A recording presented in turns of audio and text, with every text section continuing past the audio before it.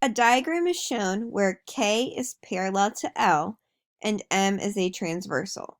So here in the diagram, line K and line L are parallel and line M is a transversal. So remember, a transversal is a line that intersects two or more lines. Move the statements and reasons to the table to prove that angle 1 is congruent to angle 5. So here we have a proof and it is drag and drop. So all of your possible reasons are here and we need to figure out how to complete the missing statements and reasons in our 2-column proof. So we always start with our given. So statement 1, line K is parallel to line L. That is our given and I'm going to mark it on the picture. Remember, to show that two lines are parallel, you use an extra set of arrows here. All right, our goal, we're trying to prove that angle 1 is congruent to angle 5.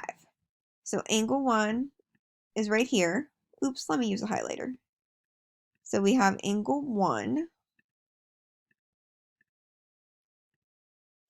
is right here, and this is angle 5. So they're both of the angles that are highlighted in yellow. We want to prove that they are congruent. So when you're doing a proof like this, what you want to try to do is get angle 1 and angle 5 both congruent to the same angle.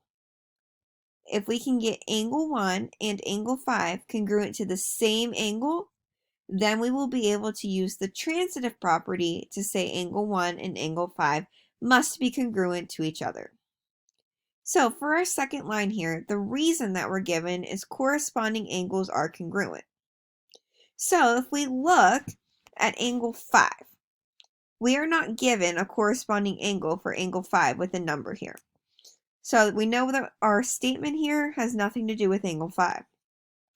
If we look at angle 1, we could see that angle 1 and angle 3 are corresponding angles. They're on the same side of the transversal and they're both underneath their parallel lines. So they're in the same spot. And we know that when we have parallel lines cut by a transversal, corresponding angles are congruent.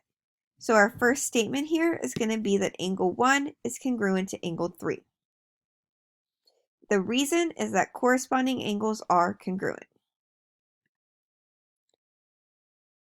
Remembering our goal, we said if we can get angle 1 and angle 5 both congruent to the same angle, then we can say that they have to be congruent to each other by the transitive property. So here, since we said angle 1 is congruent to angle 3, let's figure out if angle 3 is congruent to angle 5, which we could say that it is. So angle 3 is congruent to angle 5 because they are vertical angles, and we know that vertical angles are congruent. So if you look at the picture, angle 3 and angle 5 are vertical angles. They are across from each other. They share a vertex. Oops. So angle 3 is congruent to angle 5 because they are both vertical angles. Now, if we look back up at line 2 and line 3, angle 1 is congruent to angle 3, and angle 3 is congruent to angle 5. So by the transitive property, angle 1 has to be congruent to angle 5.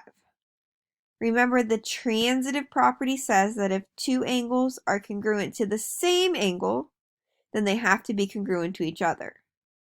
So since angle 1 and angle 5 were both congruent to the same angle, they were both congruent to angle 3, that means they have to be congruent to each other. And now we have successfully proved that angle 1 is congruent to angle 5.